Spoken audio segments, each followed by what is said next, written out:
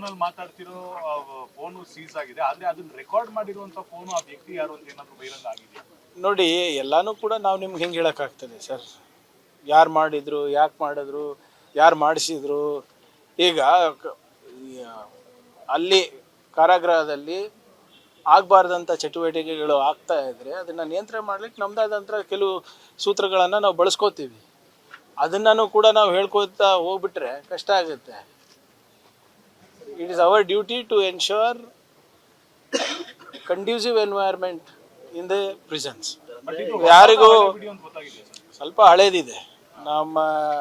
ನಾನು ಜವಾಬ್ದಾರಿ ವಹಿಸ್ಕೊಳೋದಕ್ಕಿಂತ ಮುಂಚಿದ ವಿಡಿಯೋ ಇರೋದು. ಇದು ಒಂದು 6 ತಿಂಗಳ ಹಿಂದೆ ಇದೆ.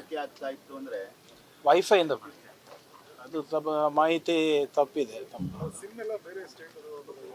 ಇಲ್ಲ, ನೋಡಿ, ಕೈಂಡ್ಲಿ ಎಕ್ಸ್ಕ್ಯೂಸ್ ಮೀ, ಅವೆಲ್ಲ ಮಾಹಿತಿಗಳು ನಾವು ಪಬ್ಲಿಕ್ನಲ್ಲಿ ಹೇಳೋಂಗೆ ಇಲ್ಲ. ಯಾರು ಕೊಟ್ಟರು, ಏನು ಕೊಟ್ಟರು, ಅವೆಲ್ಲನೂ ಕೂಡ ತನಿಖೆ ನಡೀತಾ ಇದೆ. ಅದು ತನಿಖೆ ನಡೆದಾದ್ಮೇಲೆ ಯಾರ್ಯಾರು ಇದಕ್ಕೆ ಸಹಕಾರ ನೀಡಿದ್ದಾರೆ ಅವ್ರ ತಲೆದಂಡ ಅಂತೂ ಆಗುತ್ತೆ. Officers are already suspended.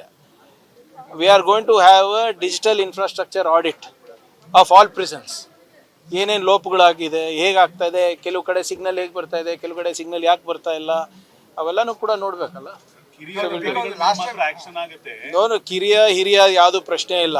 ಅವ್ರ ಪಾತ್ರ ಇದೆ, ಅವ್ರ ತಲೆದಂಡ ಆಗೇ ಆಗುತ್ತೆ. ಸ್ಪಷ್ಟವಾದಂಥ ಸಂದೇಶ ತಮ್ಮ ಮುಖಾಂತರ ರವಾನೆ ಮಾಡ್ತಾ ಇದ್ದೀನಿ. ಯಾವ ಅಧಿಕಾರಿಗಳು ಕೂಡ ನನ್ನ ಅವಧಿನಲ್ಲಿ ಪ್ರೊಟೆಕ್ಷನ್ ಸಿಗೋದಿಲ್ಲ. ಅವರು ಪಿ ಸಿ ಇರ್ಬೋದು, IPS ಇರ್ಬೋದು, ಐ ಡೋಂಟ್ ಕೇರ್. ಇಲ್ಲ, ಬೇರೆದು ಸಿಕ್ಕಿದೆ. It is not targeted at any individual. ಭಾಳ ಸ್ಪಷ್ಟವಾಗಿ ಹೇಳ್ತಾ ಇದ್ದೀನಿ. ನಾನು ಪ್ರಿಸನ್ಸಿಗೆ ಹೋದಾಗ ನನಗೆ ಕೆಲವು ಲೋಪಗಳು ಕಂಡು ಬಂತು. ಅದು ಸರಿನಾ ಇಲ್ಲ ಅಂತ ನೋಡಲಿಕ್ಕೆ ನಾನು ಒಂದು ತನಿಖಾ ತಂಡನ ರಚನೆ ಮಾಡಿ ನಾನು ಕಳಿಸಿದ್ದೆ. It has nothing to do with Prajwal Revanna or anybody else.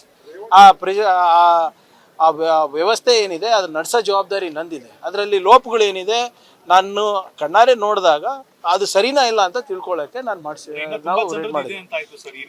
ನೋಡಿ, ಮೊಬೈಲ್ಗಳು ಭಾಳ ಇಲ್ಲ, ಬಟ್ ಏನು ಆಪ್ರೇಷನಲ್ ಲ್ಯಾಪ್ಸಸ್ ಇವೆ, ಕೆಲವು ಬೇಜವಾಬ್ದಾರಿತನ ಇದೆ. ಅವೆಲ್ಲನೂ ಸರಿಪಡಿಸುವ